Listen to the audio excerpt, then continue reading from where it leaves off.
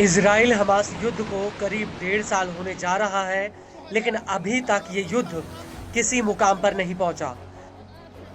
लेकिन इस सब के बीच डोनाल्ड ट्रंप ने ऐलान किया है कि अगर हमास ने जनवरी 2025 से पहले इजरायली बंधकों को नहीं छोड़ा तो वो मिडिल ईस्ट में नर्क की तबाही ला देंगे।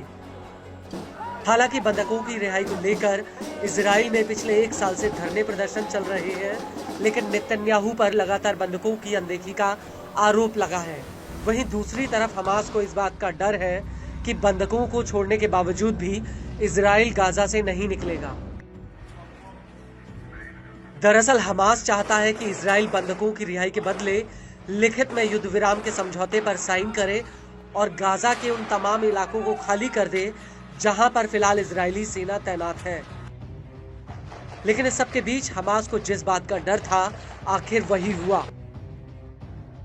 दरअसल इजराइल के रक्षा मंत्री इजराइल काट्स ने खुलकर ऐलान कर दिया है कि इजरायली फौज गाजा में हमास और गाजा की अथॉरिटी को हराने के बाद भी गाजा खाली नहीं करेगी। आईडीएफ का गाजा के ऊपर पूरा सिक्योरिटी कंट्रोल होगा और आईडीएफ जब चाहेगी तब गाजा के भीतर हमला करेगी। दरअसल इजराइल काट्स ने अपनी एक सोशल मीडिया पोस्ट पर लिखा कि गाजा को लेकर कई रिपोर्ट्स के जवाब में मेरी स्थिति स्पष्ट है। हमास की सेना और गाजा पर शासन करने वाली ताकत को हराने के बाद इजराइल पूरी आजादी के साथ गाजा पर सुरक्षा नियंत्रण बनाए रखेगा। हम 7 अक्टूबर 2023 से पहले की हकीकत को दोबारा लौटने की अनुमति नहीं देंगे। हालांकि इसके उलट इजराइल के चैनल 12 ने अपनी एक रिपोर्ट में कहा था कि इजराइल काट्स ने बंद दरवाजे के पीछे अमेरिकी अधिकारियों से कहा है कि इजराइल युद्ध खत्म होने के बाद गाजा पर कंट्रोल रखने में इच्छुक नहीं है। काट्स ने अपने बयान में ये भी कहा था कि इजराइल गाजा के ऊपर सैन्य या नागरिक सरकार पर नियंत्रण नहीं चाहता है। गाजा के भीतर सेटलमेंट्स को लेकर कोई फैसला नहीं लिया गया है। गाजा पर कंट्रोल को लेकर काट्स ने फिलिस्तीनी अथॉरिटी को संबोधित करते हुए ये भी कहा कि इजराइल फिलिस्तीनी अथॉरिटी की ईरान और हमास से सुरक्षा कर रहा है, इसे मध्यम पक्ष में स्थानांतरित किया जाना चाहिए। लेकिन बड़ा सवाल ये है कि क्या हकीकत में इजराइल गाजा के ऊपर लंबे वक्त तक कंट्रोल रख पाएगा।